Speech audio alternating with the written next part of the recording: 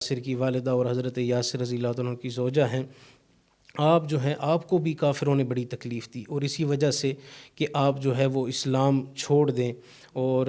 اسلام کا دامن چھوڑیں، رسول اللہ کا دامن چھوڑیں، لیکن آپ نے اتنی تکلیفیں برداشت کیں، لیکن کلمۃ الحق جو ہے وہ بیان کیا اور اس کا دامن نہیں چھوڑا، یہاں تک کہ ابو جہل نے آپ کے سینے میں نیزہ مارا اور آپ کو شہید کیا۔ تو اس خاندان کے بارے میں پھر تاجدار انبیاء صلی اللہ علیہ وسلم نے کیا ارشاد فرمایا؟ فرمایا کہ صبراً آل یاسر، کہ اے آل یاسر صبر کرو، فإن موعدکم الجنہ، فرمایا کہ تمہارے لیے اس کا انجام جو ہے وہ جنت ہے، تم صبر کرو کہ تم پر یہ بڑی تکلیفیں آئیں، بڑا کچھ ہوا، لیکن اس کے باوجود تم صبر کرو، کیونکہ تمہیں جو انجام رب تعالیٰ نے عطا فرمانا ہے، اس کا جو انعام رب تعالیٰ نے عطا فرمانا ہے وہ جنت کی صورت میں عطا فرمانا ہے۔